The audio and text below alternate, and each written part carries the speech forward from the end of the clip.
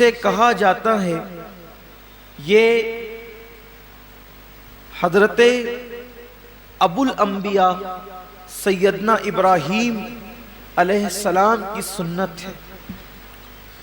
ویسے تو جب سے اللہ تعالیٰ نے حضرت انسان کو پیدا کیا ہے اسی دن سے قربانی کا سلسلہ ہے، اور یہ جو قربانی ہے گویا کہ یہ بندوں کا امتحان ہے، اللہ کی طرف سے بندوں کا امتحان ہے کہ بندہ جان، مال اور اولاد میں ان سے زیادہ پیار کرتا ہے یا مجھ سے زیادہ پیار کرتا ہے۔ یہ امتحان ہے اللہ کی طرف سے، آزمائش ہے۔ قربانی کے متعلق سوال ہوا جب اللہ کے رسول صلی اللہ علیہ وآلہ وسلم سے کہ یا رسول اللہ صلی اللہ علیہ وآلہ وسلم یہ قربانی کیا ہے، تو آقا کریم رؤوف الرحیم صلی اللہ علیہ وآلہ وسلم نے ارشاد فرمایا کہ یہ تمہارے باپ ابراہیم علیہ السلام کی سنت ہے، اور اس میں ہر بال کے بدلے میں اللہ تبارک و تعالیٰ تمہیں نیکی عطا فرماتا ہے، اور جب پہلا قطرہ خون کا زمین پہ گرتا ہے تو اللہ قربانی کرنے والے کے گناہوں کو معاف فرما دیتا ہے۔ یہ تو آپ سنتے ہیں، بار بار سنتے ہی رہتے ہیں، لیکن جو آیہ کریمہ قربانی کے موقع پہ پڑھی جاتی ہے، جو آیہ کریمہ قربانی کے موقع پڑھی جاتی ہے، اللہ اپنے حبیب سے فرماتے ہیں قل ان صلاتی ونسکی ومحیای ومماتی للہ رب العالمین۔ اے محبوب آپ فرما دیں کہ میری نماز، میری قربانیاں، حتیٰ کہ میرا جینا اور میرا مرنا سب اللہ کے لیے۔ اصل بات یہ آتی ہے اس دور میں کہ قربانی اللہ کے لیے ہونا چاہیے، قربانی بلکہ قربانی ہی نہیں، ہر کام اللہ کے لیے ہونا چاہیے۔ لیکن کل تک شادیوں میں دکھاوا تھا، کل تک ظاہری اعمال میں دکھاوا تھا، اور اب لوگوں کے یہاں عبادت میں بھی دکھاوا پیدا ہو گیا، اور خاص طور پر قربانی کے موقع پر یہ چیزیں زیادہ دیکھنے میں آتی ہے کہ لوگ دکھاوا زیادہ کرتے ہیں، اور لوگ اس پر گفتگو کرتے ہیں کہ اس کا جانور اتنے میں آیا اور اس کا جانور اتنے میں آیا۔ آپ جانور کتنے کا لاتے ہیں یہ اللہ کے نزدیک اہم نہیں ہے، آپ جانور کتنے کا لاتے ہیں یہ اللہ کے نزدیک اہم نہیں ہے، آپ جانور کیوں لا رہے ہیں یہ اللہ کے نزدیک اہم ہے۔ اس لیے کہ حدیث پاک میں آتا ہے کہ قیامت کے دن جب انسان کے اعمال کا دفاتر لے کر فرشتے اللہ کی بارگاہ میں پہنچیں گے تو ان کی نیکیاں بہت ساری ہوگی، اور فرشتے پیش کریں گے اللہ یہ کتنی نیکیاں لے کر کے آیا ہے۔ اللہ فرمائے گا فرشتوں تم نے صرف نیکی لکھی ہے کہ اس نے نیکی کی ہے، تمہاری نظر نیکی پر ہے، میری نظر نیکی کیوں کی ہے اس پر ہے، کیونکہ وہ علیم بذات الصدور ہے، وہ علیم و خبیر ہے۔ اللہ فرماتے ہیں کہ اس نے کیا کیوں ہے، اس پر میری نظر ہے۔ اے میرے فرشتوں اس نے نیکی تو کی ہے مگر میرے لیے نہیں کی ہے، اس لیے اسے گھسیٹتے ہوئے جہنم کے اندر لے جاؤ۔ انسان کتنا لگا رہا ہے یہ قیمتی نہیں ہے، کیوں لگا رہا ہے؟ للہ رب العالمین، اللہ کے لیے ہونا چاہیے۔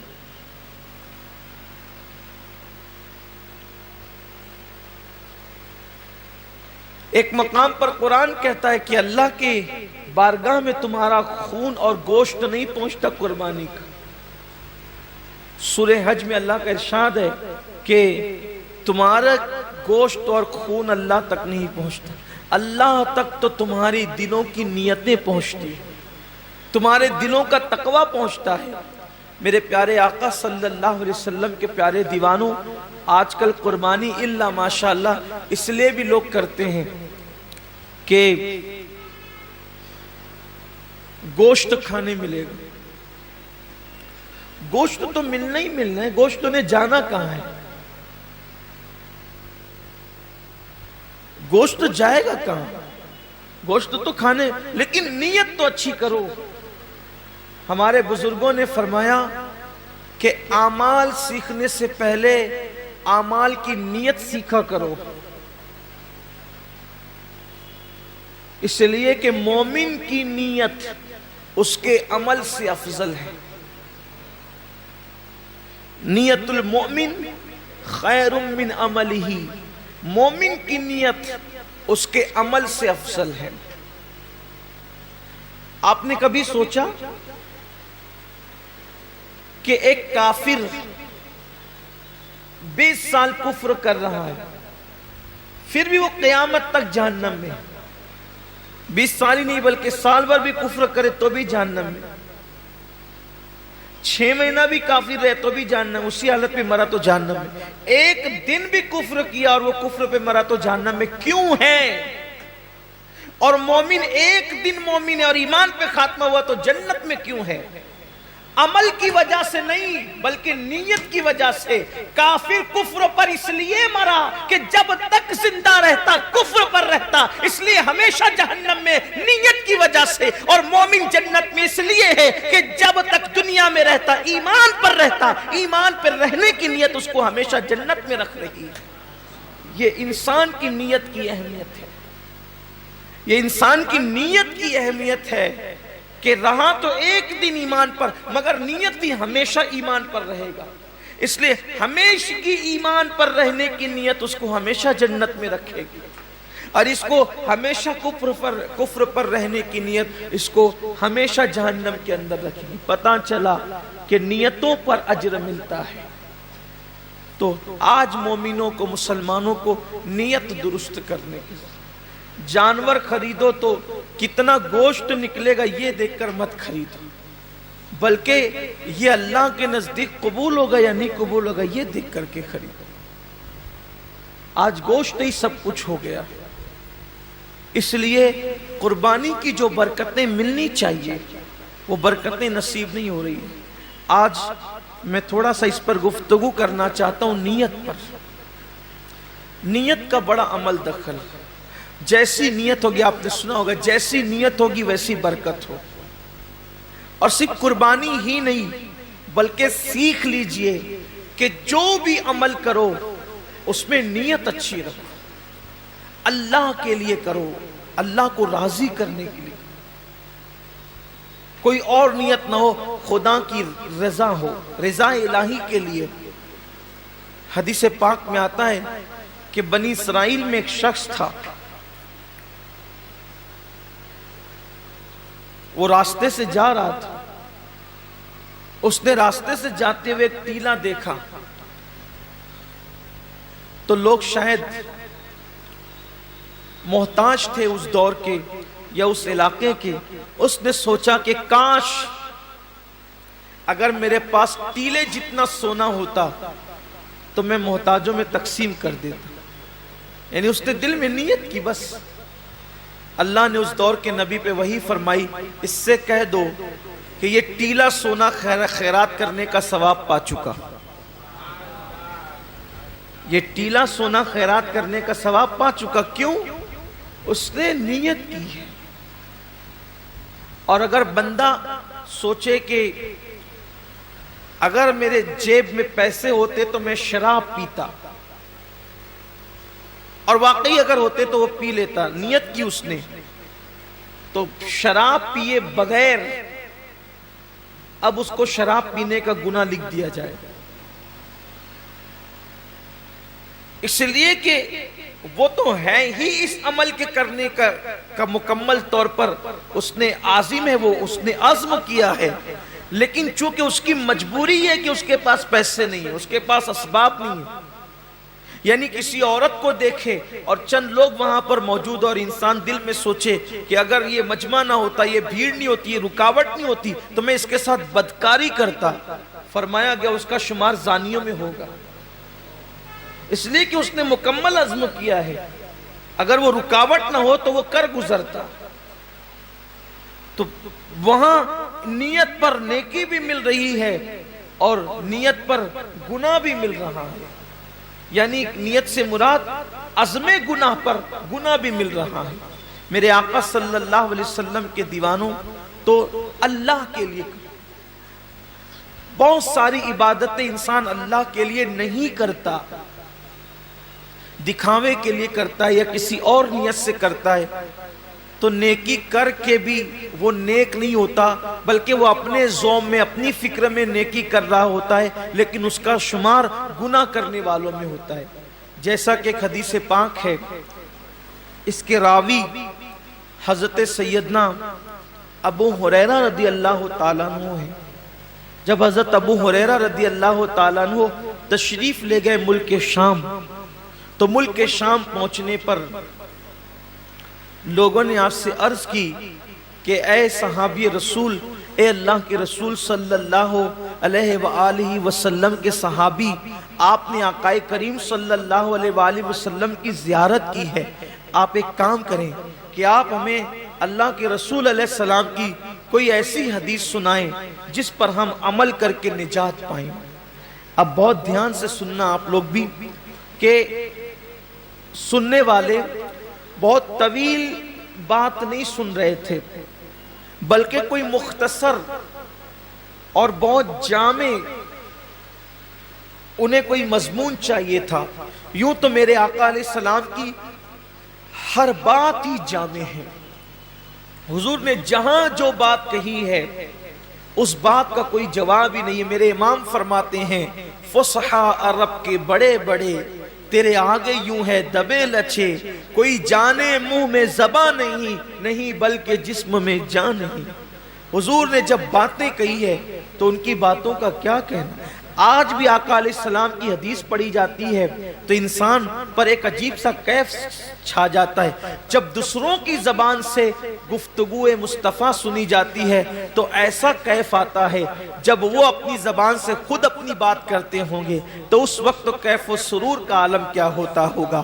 تو آقا کریم صلی اللہ علیہ وآلہ وسلم کے صحابی حضرت ابو ہریرہ رضی اللہ تعالیٰ عنہ سے اہل شام نے کہا، اے ابو ہریرہ، آپ آقا کریم صلی اللہ علیہ وآلہ وسلم کی کوئی ہمیں ایسی حدیث سنائیں کہ جس پہ عمل کر کے ہم نجات پائیں۔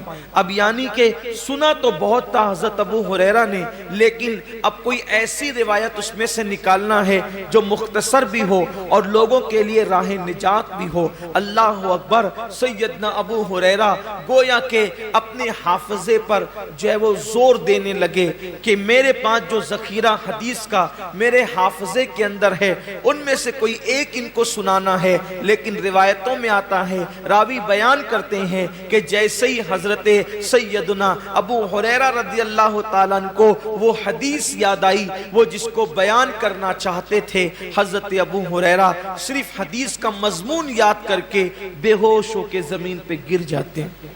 امام غزالی رحمت اللہ علیہ لکھتے ہیں کہ مضمون حدیث یاد کر کے حضرت ابو ہریرہ زمین پہ گر گئے۔ جب آپ کو ہوش آیا، لوگوں نے پوچھا، اے ابو ہریرہ کیا بات ہے؟ حضرت ابو ہریرہ فرماتے ہیں، جس حدیث کو سننے کی تم بات کرتے ہو اس کا مضمون میرے ذہن میں آیا تو اسی لیے مجھ پر غشی طاری ہو گئی۔ اور پھر اب حضرت سیدنا ابو ہریرہ رضی اللہ تبارک و تعالی عنہ حدیث بیان کرتے ہیں۔ حضرت ابو ہریرہ رضی اللہ تعالیٰ فرماتے ہیں، اے اہل شام، تم میرے نبی کا فرمان سننا چاہتے ہو تو سنو، قیامت کے دن کے بارے میں ہم سب کے آقا و مولا مصطفیٰ جان رحمت صلی اللہ علیہ وآلہ وسلم نے فرمایا کہ سب سے پہلے قیامت کے دن اللہ تعالیٰ 3 لوگوں کا حساب لے گا۔ قیامت کے دن سب سے پہلے کتنوں کا حساب ہوگا؟ 3 لوگوں کا۔ اور اللہ کے رسول علیہ السلام نے فرمایا کہ شہید، جو شہید ہوا تھا، یعنی جس نے جام شہادت نوش کیا تھا، شہادت سے بڑھ کر کوئی عمل ہو سکتا ہے؟ اس لیے کہ شہید وہ ہوتا ہے جس نے اپنی جان اللہ کے لیے ختم کر دی، یعنی جان ہی دے دی اس نے۔ شہید نے، قربانی میں تو ہم جانور کی گردن پہ چھری چلاتے ہیں، شہید نے تو اللہ کے لیے اپنی گردن پیش کر دی۔ شہید نے اپنی گردن پیش کر دی۔ سب سے پہلے شہید آئے گا اور اللہ تبارک و تعالیٰ اس شہید کو اپنی نعمتیں یاد دلائے گا، اور نعمتیں یاد دلا کر کے اللہ تعالیٰ جب اس کو اپنی نعمتیں یاد دلائے گا تو پوچھے گا اے میرے بندے، میں نے تجھے اتنی نعمتیں دی، اب بتا تو نے میرے لیے کیا کیا؟ شہید عرض کرے گا مولا تو جانتا ہے کہ تو نے مجھے نعمت دی تو میں نے تیرے لیے اپنی جان قربان کر دی، گلا کٹا دیا، گردن کٹا دیا اور میں شہید ہو گیا، میں نے جان دے دی تیرے لیے۔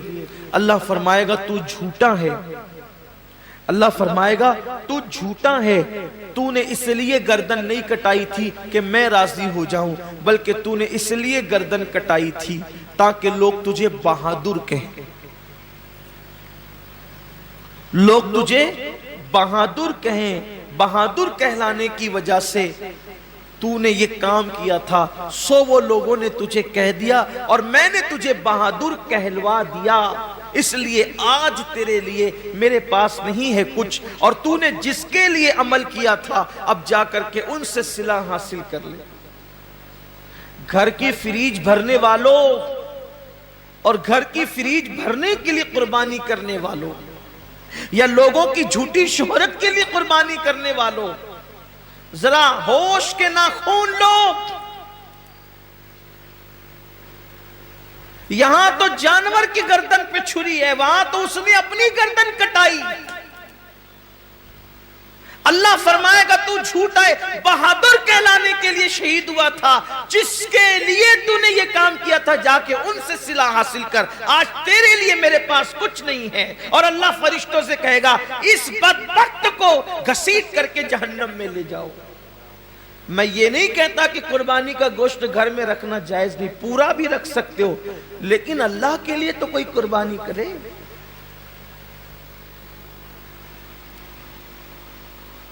قربانی کا جانور آنے کے بعد خود ہی سے بتاتے پھرتے ہو کہ اتنے کا لائے اور اتنے کا لائے، پوچھا کس نے تھا اتنے کا لائے ہو؟ اور کتنے کا بھی لائے ہو اس کو پسند آ جائے تو کامیاب ہے، ورنہ اور گوشت کی سوا کیا ہے؟ اس کا چرچا مت کرو کہ آپ قربانی کتنے کی کریں، اس لیے کہ کبھی کبھی وہ بہت چھوٹوں کی بھی قبول کر لیتا ہے، بہت چھوٹی قربانیاں بھی وہ قبول کر لیتا ہے، وہ بہت بڑی بڑی بھی رد کر دیتا ہے۔ اللہ کے رسول صلی اللہ علیہ وآلہ وسلم نے ایک جنگ کے موقع پر صحابہ سے فرمایا کہ آج اسلام کو پیسوں کی اور چندے کی ضرورت ہے، سو لاؤ۔ اللہ نے جس کو جتنی حیثیت دی۔ ایک بوڑھی عورت کو پتا چلا کہ اللہ کے رسول نے اسلام کے لیے کچھ طلب فرمایا ہے، تو اس نے ایک یہودی کے گھر جا کر اس سے کہا کہ چند سیر کھجورے مجھے قرض دے دے، میں تجھے لوٹا دوں گی چرخہ کاٹ کے۔ اور جب وہ کھجورے لے کر کے آئی تو سرکار کے ہاتھوں میں دے دیا۔ اللہ کے رسول نے فرمایا کہ جتنا یہ ڈھیر لگا ہے نا چندے کا، اس کی دو دو کھجوریں سارے ڈھیر پہ رکھ دو۔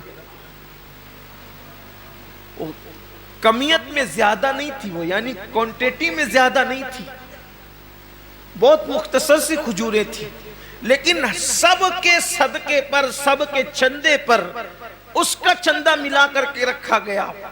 پوچھا گیا یا رسول اللہ سب کا ایک ایک جگہ رکھا اور اس کا سب پر پھیلا دیا؟ حضور نے فرمایا اس بڑھیا کا اخلاص اتنا ہے کہ اس کے صدقے میں اللہ نے سب کا قبول کر لیا ہے۔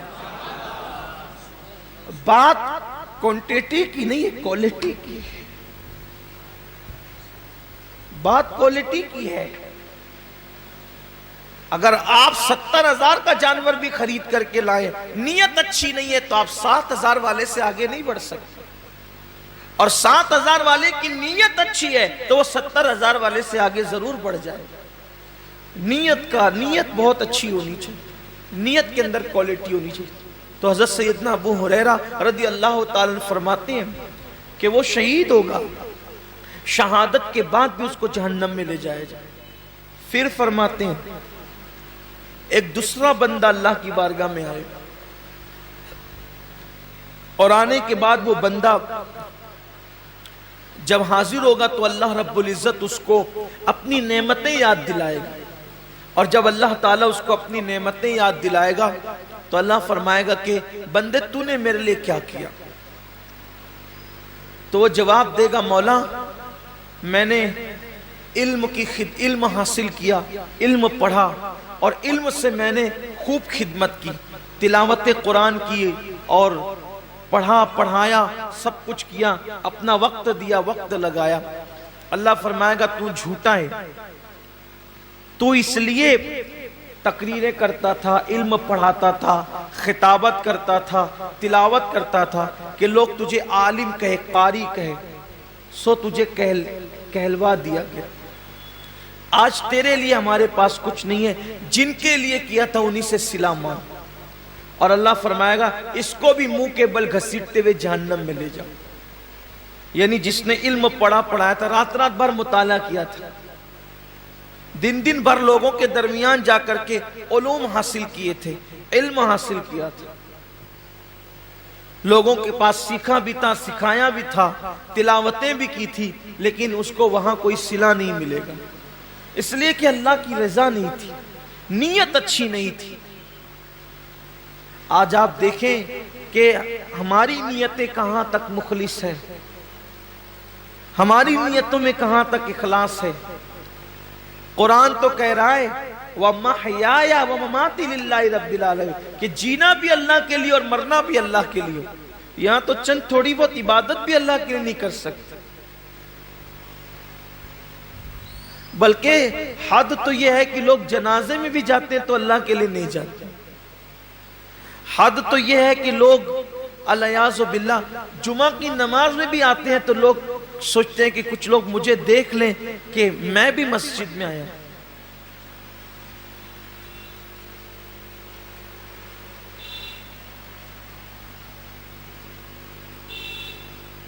میں بھی عیدگاہ میں آیا ہوں، میں بھی حج کے لیے جا رہا ہوں، میں بھی عمرہ کے لیے جا رہا ہوں، قربانی میں بھی کر رہا ہوں، روزے میں بھی رکھ رہا ہوں، وظیفے میں بھی پڑھ رہا ہوں۔ سوچو کتنا بڑا سودا، کتنی گھٹیا قیمت پہ لوگ بیچ رہے ہیں۔ عبادت اللہ کی ہے، صلہ انسان سے لینا ہے، اور انسان کی اوقات کیا ہے کہ انسان کسی انسان کو صلہ دے سکے۔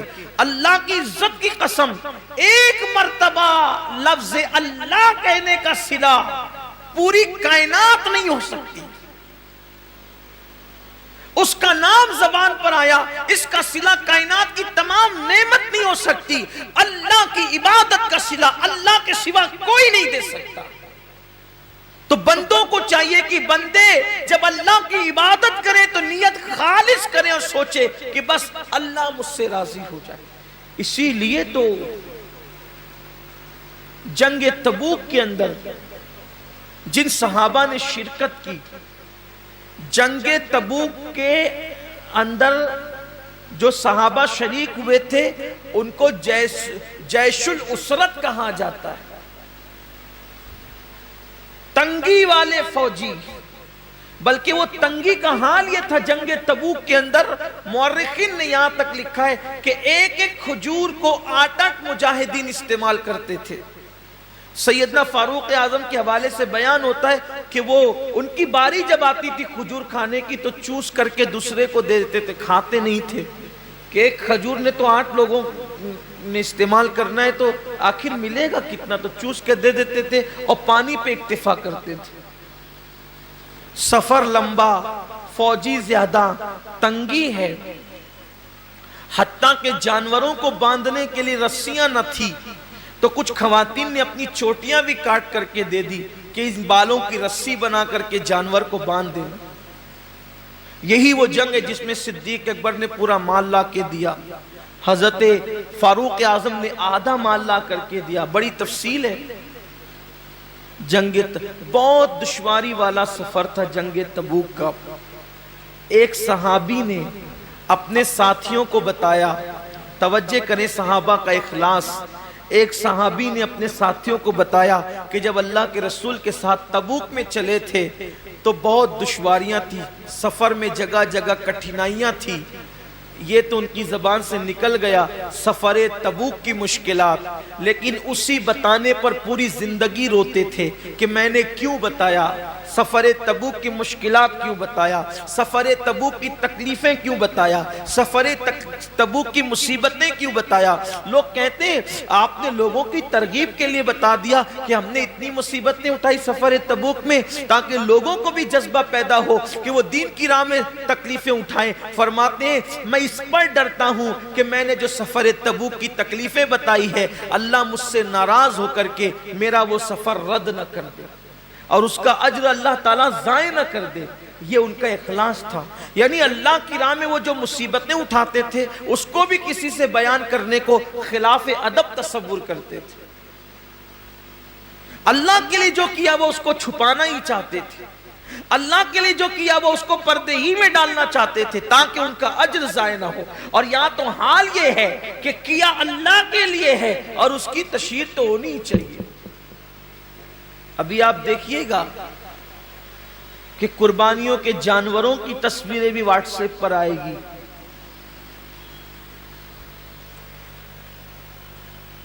قربانیاں بھی واٹس ایپ پر آئے گی، بچڑوں کا گھمانا پھرانا بھی واٹس ایپ پر آئے گا، بکروں کی تشہیر بھی واٹس ایپ پر آئے گی۔ کیا فکر ہے لوگوں کی، کیا چاہتے ہیں لوگ؟ کیا اللہ کا دیا ہوا صلہ کم ہے جو بندوں سے صلہ چاہتے ہیں؟ کیا اللہ کی دی ہوئی نعمت کم ہے جو بندوں سے صلہ چاہتے ہیں؟ ارے بندہ کیا دے گا صلہ، اور بندہ اگر کسی کو دے بھی تو اپنی اوقات کے مطابق دے گا، اللہ کسی کو صلہ دے تو اپنی شان کے مطابق عطا فرمائے۔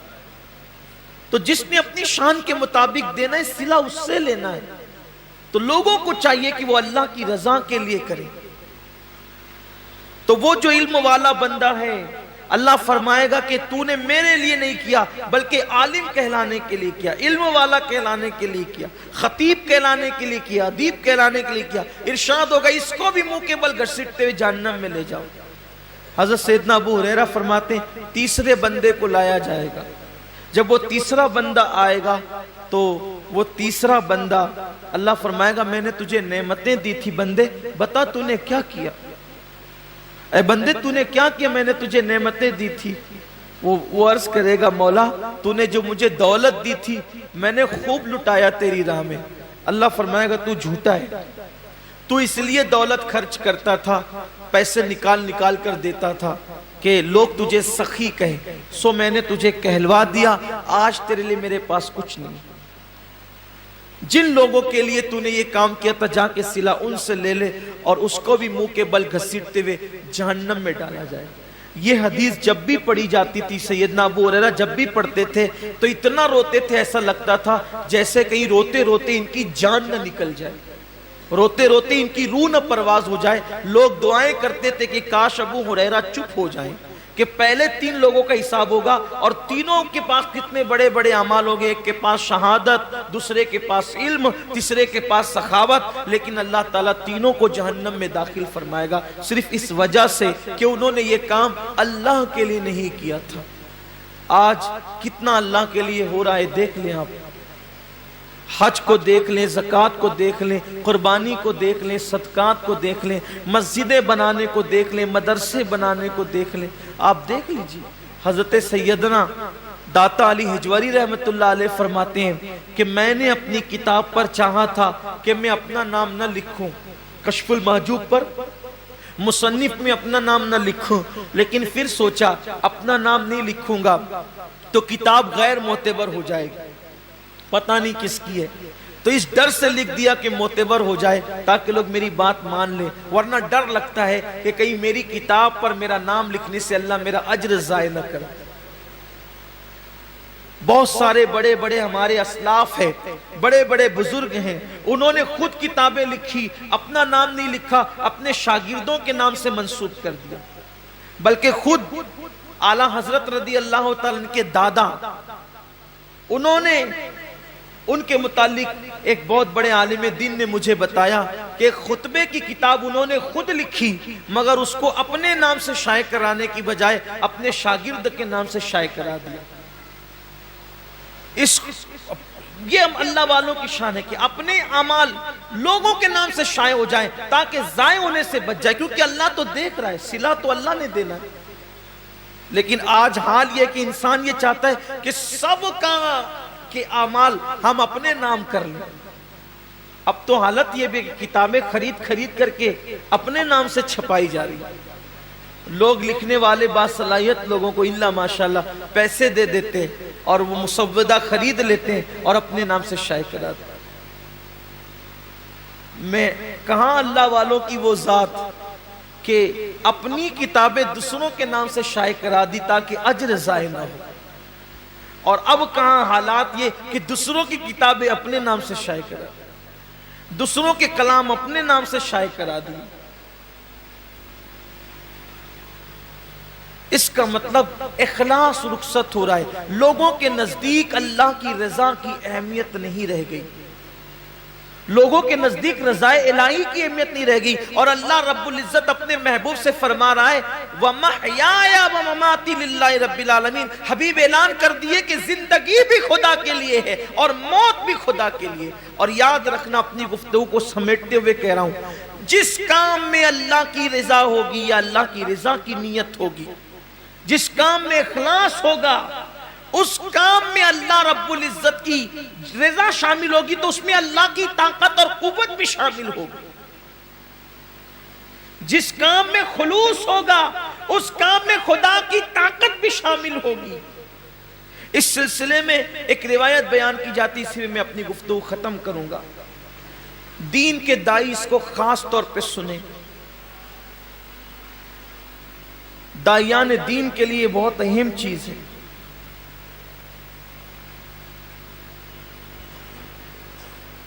حدیث پاک کا مفہوم ہے کہ بنی اسرائیل میں ایک عابد رہتا تھا، عبادت گزار۔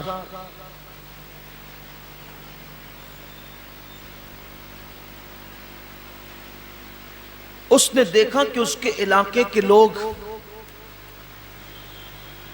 ایک درخت کی پوجا کرتے ہیں، درخت کی عبادت کرتے ہیں۔ اس کو احساس ہوا کہ میرے اللہ کے ہوتے ہوئے غیر اللہ کی عبادت کوئی کیوں کرے؟ تو سوچا کہ یہ درخت ہی کاٹ دوں تاکہ شرک کی جڑیں کٹ جائے۔ کڑاڑی جو ہے وہ کندھے پہ رکھی اور کندھے پہ کڑاڑی رکھ کر کے نکلا۔ اب شیطان کو کب گوارا تھا کہ شرک ختم ہو یا شرک کا خاتمہ ہو؟ شیطان تو گمراہی، کفر و شرک، گناہ، بے باکی، وہ تو فواحشات عام ہی کرنا چاہتا ہے۔ تو وہ آیا، اب یہاں دھیان سے سننا، بہت غور سے سننے کی بات۔ شیطان آیا اور اس نے آ کر کے پہلے اس کو یہ کہا کہ آپ کہاں جا رہے ہیں؟ شیطان کی عادت ہے جیسا آدمی ویسی بات۔ آپ کہاں جا رہے ہیں؟ اس نے کہا یہ درخت ہے، لوگ اس کی عبادت کرتے ہیں، شرک کرتے ہیں، میں اس کو کاٹنے جا رہا ہوں تاکہ لوگوں کو شرک سے نجات مل جائے۔ اس نے کہا میں تجھے جانے نہیں دوں، اپنا اپنا کام کرو، جاؤ۔ اس نے کہا میں جاؤں گا۔ کہا کہ میں جانے نہیں دوں گا۔ اس نے کہا میں جاؤں گا۔ تو اگر تو جائے گا تو تیرے لیے ایک شرط ہے، اگر تجھے جانا ہے تو پہلے تجھے مجھ سے لڑنا پڑے گا، پھر میں تجھے جانے دوں گا۔ اب چونکہ اس کے اندر اخلاص بھرا تھا، حالانکہ شیطان سے لڑنا کوئی آسان کام نہیں، شیطان کے پاس اتنی طاقت ہے کہ وہ 2 انگلیوں میں انسان کو مسل سکتا ہے، کیونکہ وہ آگ سے بنا ہوا ہے نا، وہ آگ سے بنایا گیا، مسلے گا تو انسان مر ہی جائے گا۔ لیکن جہاں اللہ کی رضا ہوگی وہاں اللہ کی قوت بھی ہوگی، یہ خاص بات، اللہ کی طاقت بھی۔ بڑی معذرت کے ساتھ اگر آپ برا نہ مانے تو میں ایک بات کہوں، قربانیوں کے معاملے میں یہ جو کھینچا تانی مچی ہے نا ہندوستان میں، شاید اخلاص میں کمی آئی ہے تو یہ دن دیکھنے پڑے۔ میرا ایمان کہتا ہے کہ اگر یہ کام اللہ کے لیے ہوتا تو کسی کی ماں نے دودھ نہ پلایا تھا کہ یہ دن ہمیں دی، مگر ہم نے اللہ کے لیے کرنا جب چھوڑا اور ٹکیا اور کباب کے پیچھے پڑ گئے، پھر دنیا نے یہ دن۔ ہنسنے کی بات نہیں ہے یہ، اس لیے کہ جس کام میں رضا الہی ہو، میں یہ نہیں کہتا کہ سب کی نیت اس، اکثر کی جو وہ میں بات اکثریت کی بات کر، اللہ کے کچھ بندے ہیں ایسے جنہیں آپ انگلیوں پہ گن سکتے ہیں۔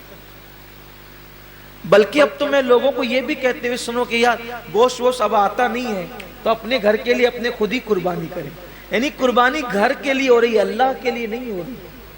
یہ ہم نے اپنے کانوں سے کہتے ہوئے سنا ہے کہ اب گوشت کوئی بانٹتا اٹھتا نہیں ہے تو ہم بھی اپنے گھر کے لیے کریں، یعنی نہیں آ رہا ہے نا گوشت تو خریدنے سے اچھا ہے کہ ہم بھی کچھ پیسے زیادہ ڈال کر کے ایک جانور ذبح کر لیں۔ یہ صورتحال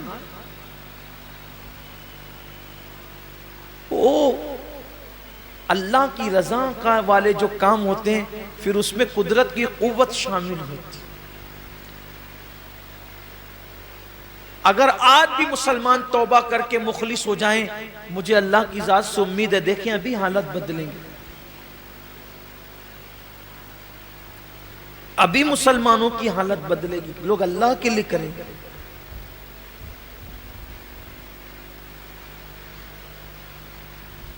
تو شیطان نے کہا کہ مجھ سے تجھے لڑنا پڑے گا تب تو جائے گا۔ اس نے کہا ٹھیک ہے میں لڑنے کے لیے تیار ہوں۔ دونوں کشتی لڑنے لگے، اس عابد نے شیطان کو پچھاڑ دیا، اس کے سینے پہ بیٹھ گیا، یعنی اللہ نے اس میں اتنی طاقت دے دی، شیطان کو پچھاڑ دیا۔ شیطان کسی سے نہیں ہارتا سوائے مخلصین کے، صرف وہ اخلاص والوں سے ہارتا ہے۔ بڑا بڑا پہلوان اس کے نزدیک کوئی اہمیت نہیں رکھتا، اس کے نزدیک سب سے بڑا پہلوان مخلص ہے، یعنی اللہ کے لیے کام کرنے والا ہے۔ وہاں دبلے پتلے کا اعتبار نہیں ہے، وہاں سب سے بڑی طاقت اخلاص کی طاقت ہے۔ کیونکہ جب اس نے کہا تھا کہ میں بیٹھ کر تیرے بندوں کو بہکاؤں گا ورگلاؤں گا، تو اللہ نے فرمایا تھا جا، تجھ پر میرے مخلص بندوں پر تیرا وار نہیں چلے گا، میرے مخلصین پر تیرا وار نہیں چلے گا، یعنی اہل اخلاص کو تو نہیں بگاڑ سکتا جو میرے لیے زندگیاں گزارتے ہیں۔ تو پچھاڑ دیا۔ اس نے کہا نہیں نہیں دوبارہ پھر مقابلہ ہو، دوبارہ پھر پچھاڑا، پھر نہیں سہبارہ پھر مقابلہ ہو، تیسری بار پھر پچھاڑ دیا۔ اب جب تینوں بار شیطان ہار گیا، اب دیکھو کیسے حملہ کیا۔ شیطان جب تینوں بار ہار گیا تو اب عابد نے کہا اب تو میں جا سکتا ہوں، اب تو میرا حق ہے جانے کا۔ اس نے کہا دیکھو ایک اچھی بات کہتا، تم غریب آدمی دن بھر پیسہ کماتے ہو، رات کو عبادت کرتے، اگر یہ کمانے کی محنت سے اور مصیبت سے آپ کو نجات مل جائے تو آپ دن بھر عبادت میں گزار سکتے ہو۔ اگر تم یہ کام نہیں کرو گے، ان کو ان کے حال پہ چھوڑو، ان کو ان کے حال پہ چھوڑو، اگر تم یہ کام نہیں کرو گے تو تم سے پوچھ تھوڑی ہوگی۔ تمہارے بستر میں تکیے کے نیچے روزانہ تمہاری ضرورت کے مطابق جتنا تم کماتے ہو 2 درہم تمہیں مل جائیں گے۔ مست دن بھر 1 درہم خرچہ کرنا، 1 درہم میں کھانا پینا اور دن بھر عبادت کرنا، کتنی عبادت ہوگی؟ یا تو دن بھر کماتے ہو پھر رات میں تھوڑی سی عبادت کرتے ہو، یا تو دن بھر عبادت ہوگی، جاؤ واپس لوٹ جاؤ 2 درہم ملا کریں گے۔ یہاں پتا چلا شیطان کو دن بھر کی عبادت منظور ہے، شیطان کو دن بھر کی عبادت منظور ہے، مگر دین کی تبلیغ منظور نہیں ہے ایک لمحے کی۔ دن بھر کی عبادت اس کو منظور ہے مگر دین کی تبلیغ ایک لمحے کی منظور نہیں، کیونکہ وہ جانتا ہے کہ عبادت کرنے والوں نے اگر کتنی بھی عبادت کر لی جائے گا تو اکیلا ہی جنت میں جائے گا، لیکن اگر کوئی دین کی تبلیغ کرتا ہے تو پوری قوم کو جنت میں لے جائے گا۔ اسی لیے اس کو دین کی تبلیغ منظور نہیں ہے. وہ تبلیغ کرنے والوں کو، دین کی طرف بلانے والوں کو، دین کے لیے محنت کرنے والوں کو بہت دشمن کی نظر سے دیکھتا ہے. تو کہا کہ دن بھر کماتے ہو، 2 درہم ملیں گے، 1 درہم صدقہ کرنا، 1 درہم کھانا، دن بھر عبادت کرنا. لیکن یاد رکھیں ایک منزل ایسی آتی ہے. میں نے اپنے قائد، اپنے امیر سے یہ بات انہوں نے مجھے بطور نصیحت کہا تھا، میں نے سنی ہے. حضرت نے فرمایا تھا کہ بڑی بڑی محنت، مشقت اور مصیبتیں جس انسان کو مشن سے نہیں روکتی، بڑی بڑی محنتیں اور مشقتیں اور تکلیفیں جس انسان کو اپنے مشن سے نہیں روکتی، اگر اس کے راستے میں راحت، پیسے اور آسائش بکھیر دی جائے، نعمتیں بکھیر دی جائے، تو جو انسان مصیبتوں سے مشن سے نہیں رکتا وہ عیش و عشرت کی لالچ میں اپنے مشن سے رک جاتا ہے. اسی لیے اللہ کے رسول علیہ السلام اپنے صحابہ سے کہتے تھے، اے میرے صحابہ، مجھے میرے چلے جانے کے بعد دنیا سے تم پر یہ خوف نہیں کہ میرے بعد تم مشرک ہو جاؤ گے، میرے بعد میری امت مشرک ہو جائے گی، مجھے اس کا خوف نہیں ہے. خوف اس کا ہے کہ میرے بعد میری امت دنیا کی محبت میں مبتلا ہو جائے گی، مال و دولت کی محبت میں مبتلا ہو جائے گی. لوگوں کے دلوں کے اندر دنیا کی محبت رچے گی، مال و دولت کی محبت رچے گی، لوگ دنیا دار ہو جائیں گے. اور دیکھ لو آج لوگ الحمدللہ مشرک نہیں ہوئے، لیکن بہرحال لوگ دنیا داری میں مصروف ہو گئے. دنیا کی محبت اس قدر لوگوں کے دلوں میں آ گئی ہے کہ اللہ اکبر، ایک طرف اذان ہو رہی ہے اور ایک طرف دکان ہے تو لوگ نماز پر دکان کو ترجیح دیتے. کیا وہ حسین اور خوبصورت دن تھے جب اذان ہوتی تھی تو مسلمانوں کی دکانیں یہ کہہ کے بند ہو جاتی تھی، گاہکوں کو کہہ کے کہ ابھی واپس جاؤ، نماز کے بعد آنا.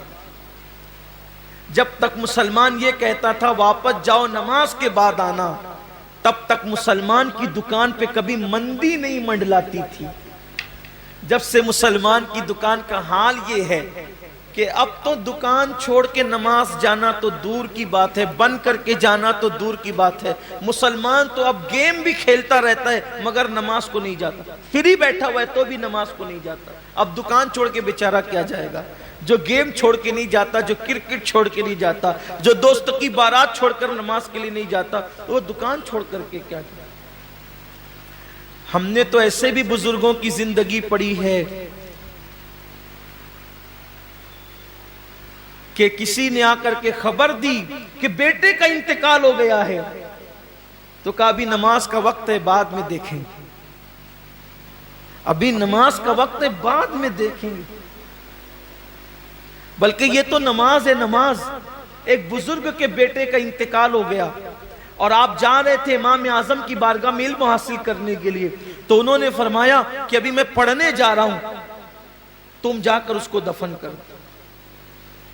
یہ بھی بزرگوں کی زندگی میں انہوں نے علم دین کو اتنی اہمیت دی، انہوں نے نمازوں کو اتنی اہمیت دی. یہاں تو حال یہ کہ اہمیت دین کو ہے ہی، دنیا ہی دنیا، دنیا ہی دنیا، دنیا ہی دنیا. بلکہ اب تو عبادت بھی کرتے ہیں دنیا کے لیے. نماز بھی لوگ اس لیے پڑھتے ہیں کہ نماز پڑھوں گا تو تھوڑا مالدار ہو جاؤں، حج کروں گا تو مالدار. بلکہ یہ بھی ہے کہ فلاں بزرگ کی فاتحہ کرنے سے مال ملتا ہے، مال زیادہ آتا ہے، تو اسی نیت سے لوگ. میں نے بہتوں کو دیکھا ہے 11ویں اس نیت سے کرتے ہیں کہ 11ویں کرنے والے جلدی مالدار ہوتے. واہ رے واہ، بڑے پیر کی 11ویں کو کتنا سستے میں بیچا تم نے. لوگ مجدد الف ثانی کے یہاں اس لیے جاتے، بلکہ حضرت مجدد صاحب کے یہاں وہ بھی جاتے ہیں جو اور جگہ کے لیے منع کرتے ہیں. اس لیے کہ مجدد صاحب کے مزار کی خصوصیت یہ ہے جو وہاں حاضری دیتا ہے وہ مالدار ہو جاتا ہے. اس مزار کی 2 خصوصیت ہے، مجدد الف ثانی کے مزار کی 2 خصوصیت ہے. عام انسان جاتا ہے تو مالدار ہو جاتا ہے. حافظ قرآن اگر وہاں جا کر ایک بار قرآن پڑھ لے، ساری زندگی پھر وہ کبھی قرآن نہیں بھول سکتا. مجدد صاحب کی مزار کی فضیلت یہ. اسی لیے بڑے بڑے بدعتیوں کو وہاں پر قرآن پڑھتے دیکھا گیا. 8-8 दिन के लिए आते हैं, 5-5 दिन के लिए आते हैं, पूरा सुनाते हैं। हम कहते हैं नादान, गुलाम की फजीलत तो मान ली, जिसने वहां से नेमतें पाई उसको क्यों नहीं मानता? बात ये है, उसको क्यों नहीं। लेकिन मैं ये कहना चाहता हूं, 11वीं की अजमत अपनी जगह। लोग हर महीना गरीब नवाज के यहाँ जाते हैं, ये गरीब नवाज नवाजते बहुत जल्दी है। हर छट्टी जाओ तो बहुत जल्दी माल आता है। मैं कहता हूं जाओ, हर छट्टी नहीं बल्कि बार बार जाओ, अनगिनत बार जाओ, मगर नियतों का किबला दुरुस्त कर लो। अरे जो माल के लिए जा रहे हो, माल खत्म हो जाएगा, कभी इसलिए भी तो जाओ, या गरीब नवाज माल तो बहुत दिया है, अब जरा अल्लाह से भी मिला दे। जिसने बख्तियार को कुतुबुद्दीन बनाया है वो हमें भी तो कुछ बना सकता है। जिसने साबिर अलाउद्दीन बनाया वो हमें भी तो कुछ बना सकता है। जिसने निजामुद्दीन बनाया वो हमें भी तो कुछ बना सकता है। बात इतनी है कि बख्तियार गए ही थे कुतुबुद्दीन बनने के लिए, तो उनको कुतुबियत अता कर दी गई। निजाम गए थे निजामुद्दीन बनने के लिए, उनको वो बना दिया गया। हम जाते सिर्फ बेटी के रिश्ते के लिए, बेटे के रिश्ते के लिए, बच्चों के लिए, भाइयों के लिए और रोजी मांगने के लिए, तो हमें उतना ही कुछ मिलता है। हालांकि वो लोग जब लोग मुझसे ये कहते हैं ना कि हुजूर से कहना कि मेरी भी झोली भर दे, तो मुझे तकलीफ होती है। तू क्या और तेरी झोली क्या? अरे जैसा सखी है वैसा मांग। ये क्यों कहते हो कि हमारी झोली भर दो? झोली छोटी होती है और उनकी अता बड़ी होती है। झोली भरने की बात मत करो, अरे वहां से तो खुदा मिलता है, वहां से जन्नत मिलती है। इसलिए झोली की बात, झोली छोटी, छोटे दामन को झोली कहते हैं, इसलिए झोली की बात मत किया करो, बल्कि यूं कहा करो, या रसूल अल्लाह, आप शान वाले, मुझे अपनी शान के मुताबिक अता करें। और हम तो ये कहते हैं, या रसूल अल्लाह, मैं क्या, मेरी औकात क्या, मेरी झोली क्या, मेरा दामन लाऊंगा तो मैं अपनी ताकत के मुताबिक लाऊंगा। दामन भी दो और झोली और दामन भी अता करो, दामन भी अता करो और दामन में भीख भी अता करो।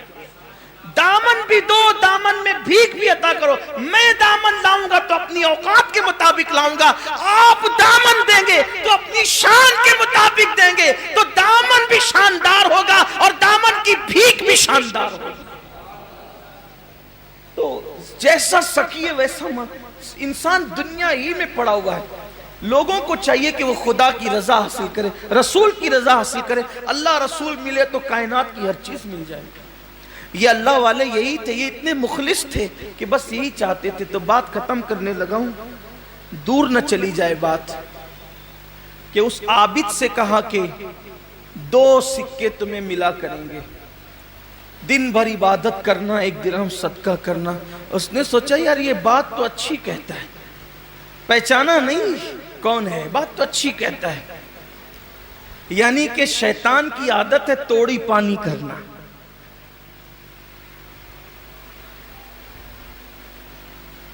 वो उस आबिद से तोड़ी पानी करने लगा अपनी जबान में।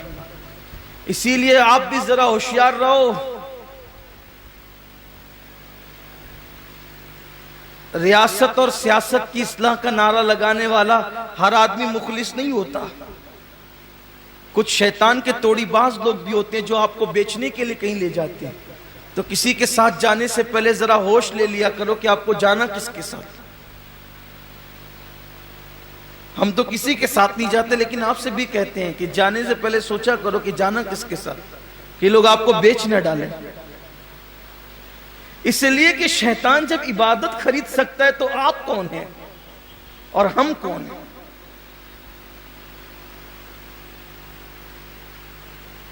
तो 2 दिरहम पे बेचारा आबिद बिक गया और उसने कहा ठीक है वापस जाते। वो वापस चला भी गया।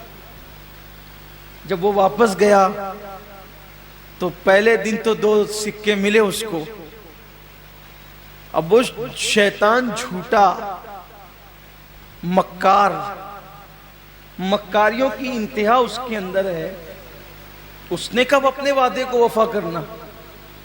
وعدہ وفا کرنا تو میرے اللہ کی شان ہے. ان اللہ لا یخلف المیعاد. اللہ اپنے وعدے کے خلاف نہیں کرتا. حد ہے کہ جو وعدہ خلافی نہیں کرتا اس کے لیے لوگ نہیں کرتے، اور جو وعدہ خلافیاں کرتے ہیں ان کے پیچھے دوڑتے رہتے ہیں، دوڑ بھاگ کرتے رہتے ہیں. تو جب دوسرے دن نہیں ملا تو کوچے سوچے کہ آج تو درخت کاٹ ہی ڈالوں گا چاہے کوئی آ جائے. کندھے پہ کڑالی رکھی، چلا تھوڑی دیر پہنچا تو وہی جناب ملے.